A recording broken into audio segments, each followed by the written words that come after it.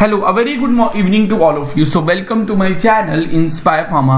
तो पेश हूं आज आपके सामने एक another interesting and knowledgeable topic पे वीडियो को लेके। आज की वीडियो होने वाली है B pharma 7th semester instrumental analysis subject के इंपॉर्टेंट क्वेश्चंस की लिस्ट पे। इस वीडियो में मैं बताने वाला हूं कि 7th सेमेस्टर में इंस्ट्रूमेंटल एनालिसिस के जो भी डिफरेंट फर्स्ट से 5 यूनिट्स हैं उसमें से क्या क्या इंपॉर्टेंट क्वेश्चंस जो हैं वो एग्जाम्स में पूछे जा सकते हैं। तो आई होप मेरी ये video B pharma 7th semester के सारे स्टूडेंट्स के लिए नॉलेजेबल होगी। मैं शॉर्ट क्वेश्चन के रिलेटेड पहले से वीडियो डाल चुका हूं, वहां से आपको 2 नंबर में जो भी इंपॉर्टेंट क्वेश्चन पूछे जा सकते हैं उसकी लिस्ट मिल जाएगी। तो उस वीडियो को भी ध्यान से देख लेना। उसमें डिस्क्रिप्शन में मैंने शॉर्ट क्वेश्चन सारे लिखे हुए हैं। तो बिना किसी डिले के साथ हम इस वीडियो को स्टार्ट करते हैं। So first unit long important questions क्या क्या हो सकते हैं। फर्स्ट यूनिट का जो फर्स्ट टॉपिक है that is UV visible spectroscopy. So UV visible spectroscopy is the first topic which can be there. So इसमें से क्या क्या इंपॉर्टेंट क्वेश्चन हो सकते हैं। Like first question can be the describe about the various types of electronic transitions की जो UV spectroscopy में कौन से different types of electronic transitions जो हैं वो टेक प्लेस कर सकती हैं। सो क्वेश्चन क्या हो सकता है, describe about the various types of electronic transition. Next question can be the describe about the various types of the spectral shifts which can take place in the UV spectroscopy like bathochromic shift, hypochromic. They are the 4 types of spectral shifts. तो आपको वो सारी spectral shift जो है आप जरूर पढ़ लेना। Next question can be the name the various types of the detector present in the which are used in the UV spectroscopy. In the case of the UV spectroscopy कई different types of detector use किए जाते हैं। ये 2 marks में पूछा जा सकता है। अगर 2 मार्क्स में पूछा जाता है तो वहां पे सिर्फ आपको नाम बताने हैं, बट यहाँ पे आपको हर डिटेक्टर का वर्किंग भी बताना होता है, उसकी with suitable diagram. Next question can be the describe about the various sources of radiations which are used in the UV spectroscopy. In the UV spectroscopy we use a different sources of radiations. हम different radiation sources को use करते हैं, तो उन radiation sources की working बतानी पड़ेगी आपको अगर ये क्वेश्चन 5 मार्क्स में आ जाता है। Next question UV spectroscopy application. Yes, this is again a very important question जहां पे आपसे एप्लीकेशंस पूछी जा सकती है यूवी स्पेक्ट्रोस्कोपी एनालिटिकल टेक्निक की। लास्ट क्वेश्चन जो 10 मार्क्स में बन सकता है इस टॉपिक में से, describe about the principle, instrumentation and applications involved in the UV spectroscopy. UV spectroscopy का प्रिंसिपल क्या है, प्रोसीजर क्या है एंड एप्लीकेशंस क्या है। नेक्स्ट फर्स्ट यूनिट में से और क्या इंपॉर्टेंट क्वेश्चंस पूछे जा सकते हैं। Fluorimetry analytical technique.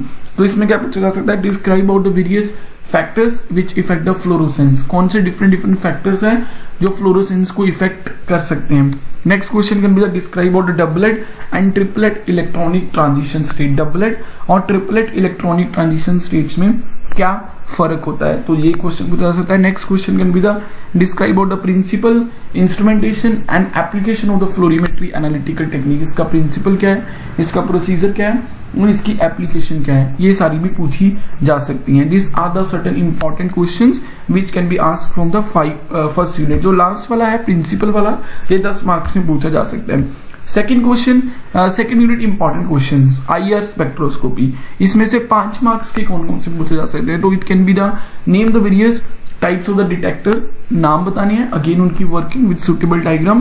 Describe the various factor which affecting the vibrations in the IR spectroscopy. Vibration के नेम जो है वो 2 मार्क्स से पूछे जा सकते हैं, और कौन कौन से फैक्टर्स हैं जो वाइब्रेशंस को इफेक्ट कर सकते हैं वो जो है वो 5 मार्क्स में पूछा जा सकता है। टाइप्स भी 5 मार्क्स में पूछी जा सकती है, नाम बतानी है, किस तरह होती हैं वो बताना है। नेक्स्ट जो 10 मार्क्स में पूछा जा सकता है, describe about the principle, procedure and application involved in the IR spectroscopy. IR spectroscopy का प्रिंसिपल बताइए, प्रोसीजर बताइए एंड एप्लीकेशंस बताइए। ठीक है, उसके बाद अदर सेकेंड यूनिट के important question, flame photometry technique और एटॉमिक एब्जॉर्प्शन एंड नेफ्रोमेट्री। ये 3 टेक्निक हैं। इन तीनों टेक्निक में simply principle, procedure and instrumentation तैयार कर लीजिए। ये तीनों में से 5 मार्क्स में से एक ना एक क्वेश्चन तीनों में से रहेगा ही रहेगा। ठीक है, कि फ्लेम फोटोमेट्री या 10 में भी आ सकता है या 5 में भी आ सकता है, बट तीनों में से एक जरूर आएगा। So prepare this topics accordingly. Third unit पे मर्ज होते हैं।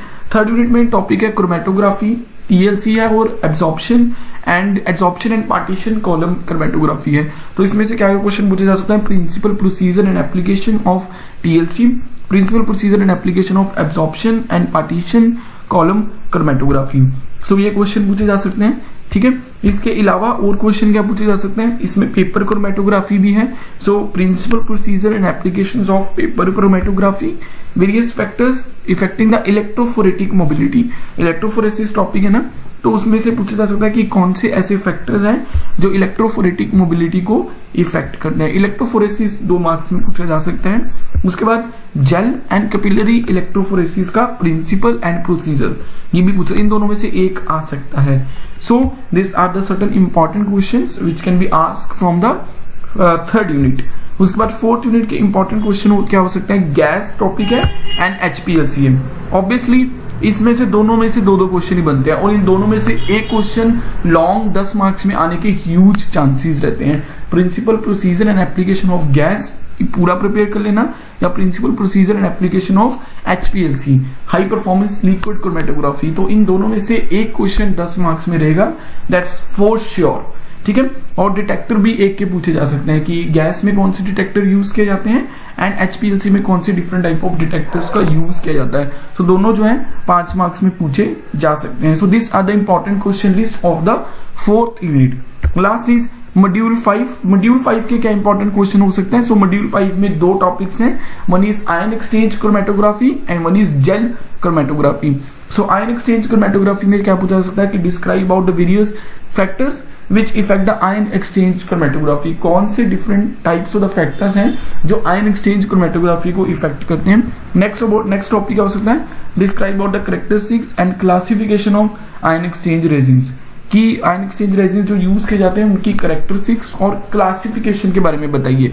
Next question can be the describe about the mechanism involved in the ion exchange chromatography. कौन से डिफरेंट टाइप ऑफ मैकेनिज्म है जो आयन एक्सचेंज क्रोमेटोग्राफी में यूज किए जाते हैं। उसके बाद आ जाते हैं gel chromatography. So gel chromatography में क्या पता चलता है, describe the principle instrumentation and applications of the gel chromatography and similarly describe the principle instrumentation and applications of the affinity chromatography. ठीक है, सो आई होप मेरी इस वीडियो में आपने सारे इंपॉर्टेंट क्वेश्चन देख लिए हैं जो 5 मार्क्स और 10 मार्क्स में पूछे जा सकते हैं। जो फोर्थ श्योर है वो भी मैंने बता दिया, एचपीएलसी और गैस 10 मार्क्स का। लॉन्ग फाइनल में ह्यूज नंबर ऑफ चांसेस है कि ये क्वेश्चन रहता ही रहता है। यूवी विजिबल स्पेक्ट्रोस्कोपी में से भी एक ना एक क्वेश्चन 5 मार्क्स में जरूर होगा ही होगा, एक आईआर में से भी रहेगा ही रहेगा। सो ये सब कुछ ऐसे टॉपिक है जिसमें से number of times important question, number of times long question 5 और 10 मार्क्स में पूछे जाते ही हैं। तो इन टॉपिक्स को थोड़ा अच्छे से प्रिपेयर कर लेना in comparison to the other topics. Okay, so I hope मेरी ये वीडियो मेरी बाकी वीडियो की तरह आप लोगों के लिए, आप स्टूडेंट्स के लिए, बी फार्मा 7 सेमेस्टर के स्टूडेंट्स के लिए बहुत इंफॉर्मेटिव रही होगी। मेरी इस तरह की वीडियोस को और देखना चाहते हो तो मेरे चैनल इंस्पायर फार्मा को सब्सक्राइब कर दीजिए। मैं इस तरह की वीडियोस लेके आपके सामने आता रहूंगा। Till the time like share and subscribe my official YouTube channel Inspire pharma. मिलते हैं अगली वीडियो में another interesting, knowledgeable and useful content के साथ। Till time like share and subscribe my official YouTube channel Inspire pharma.